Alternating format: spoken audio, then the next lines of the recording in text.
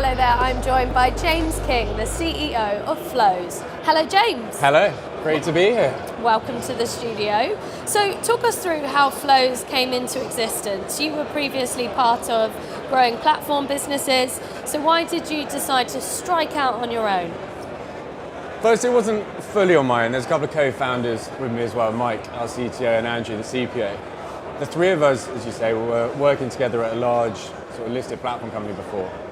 I think working there and sort of having a general kind of scope of the market, we saw an opportunity to build what has now become Flows. And Mike actually left the company we were at prior to myself and Andrew leaving, and we just kept talking after that. And there was actually one moment, it was during COVID, and I think it was the UK government spent like 10 billion on track and trace, you know, that like COVID system. Yeah. I was like, that's absolutely ridiculous, spend that much money on a system that's basically saying like, if this happens, do this, alert this person. And speaking of Mike, I was like, could we not have built that for so much less? And in turn it finds that, you know, we're a bit too late with our idea, because had we built Flows already, we could have sold that to the government. So we had like these moments that just kept happening, and they kept being like opportunities for spotting, and it was too common, and we were like, we've got to just do this. And that's how it sort of came about. And then Robin, who's the founder of Happy Hour, old friends with Mike as well, was speaking with us like, look, I want to back this and fund it in its sort of seed form, and kind of having the support of someone like him just made it a far easier decision to kind of go for it. So it's a big step to build a business from scratch. Has it ever felt daunting along the way? Every day. Yeah, still is actually. Horribly daunting. But certainly in the early stage, it's quite a scary sort of thing to be doing. I think like constantly, as any company should be anyway, but more so as a startup, it's constantly kind of worrying about runway and budget. I think a few things we talked about on a panel yesterday as well here, but that's certainly one of the kind of more nervy aspects, because unlike being a big company, if you're not hitting a target or something, like when it runs out, it's gone. I say company's done. So, you know, that's played a part, but it was advantageous that we had clients quite early, and kind of credit to Mike and the team that were building the back end of Flows, that we had a product quite quickly to market. I see a lot of other startups that it takes a long time to actually get a product live, a product with a client, start like revenue generating. But we were quite quick to be able to do that. So it certainly made life a bit more comfortable in those early times. And was there ever a moment where you felt like you made a mistake going down the startup path? No, I don't think there's ever been a moment I think I made a mistake going down the startup path. I think there's many moments I think I've just made a mistake on a decision, like for the business, or you know, second guessing myself slightly. But I think, and it's easy to say now in hindsight that, you know, we're in a position of, let's say, you know, getting to relative sort of success. We have a good client rotor, we've got, you know, good pipeline and stuff. So it's easy in hindsight to sort of say, yeah, I would never sort of go back on it. But there are probably a few moments that, you know, I was alone in my office thinking, shit, I can't say that.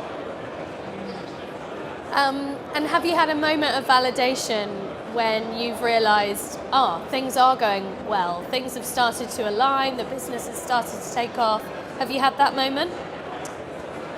We're continually having that moment, I think, because again, like, you know, we were lucky to have clients quite early, so we knew there was validation in what we were building, and there was use cases presenting themselves and kind of more and more coming. And as time has gone and we've grown, we've started bringing in kind of larger clients, getting recognised by sort of tier ones as well as sort of wider industry. And so it's sort of a continued validation that, you know what, we're doing the right thing.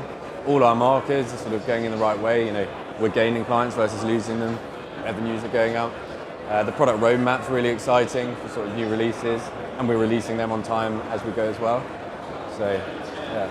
And as a founder, do you feel you have to be uncompromising in how you build the business? No, we've got to be very compromising, because there are so many like at Flows, there's so many great people as part of the team, far more intelligent people than I am. So like, me thinking one direction might be a good idea, to then have input from someone else is hugely important. And often we'll say, actually, I was wrong. We need to go down that piece. So yeah. My next question was going to be, it's your vision. Does that vision change? By the sounds of things, from what you just said, that's true. It does change from time to The time. overall kind of vision was that we wanted to be like the most kind of integrated piece of software in the market, and at some point in other markets. That vision remains true to this day. I think, and so does kind of the core product, is always what we wanted to build, and we're continuing to. Where I guess there's some shift in roadmap is on specific products we're building out. So often, like, Flows is a fantastic kind of innovation engine, and we have a lot of clients using it in so many different ways. And there's times when you see kind of one way of using it appearing in a lot of clients. We think, well, actually, we need to productize more that bit that we're seeing.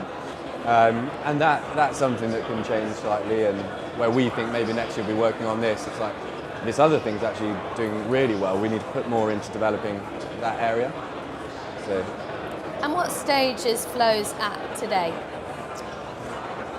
Startup. Someone said something yesterday. What was the phase after startup? Like scale up or startup? But honestly, I think we're still startup. Like, we're just had our 3rd birthday, so just over 3 years old towards the end of last year, and I think our kind of setup, our mentality, we're still in the startup phase. I think no one can truly say they're out of that till you're in this like solid run of profit on a monthly, you're huge client base. And so with that in mind, when do you feel you will have made it? Honestly, I don't think it's as kind of binary as like making it. I think the company, Flows, has made it as a company. It is making it as a company. It's a growing, fantastic business. So I think in that sense, it has made it. And personally, I just don't really think of it in a way of making it. I just hope Flows continues to do well, and I'll kind of put in as much support to that as I can. James, thank you for coming into the studio. Thank you for having me.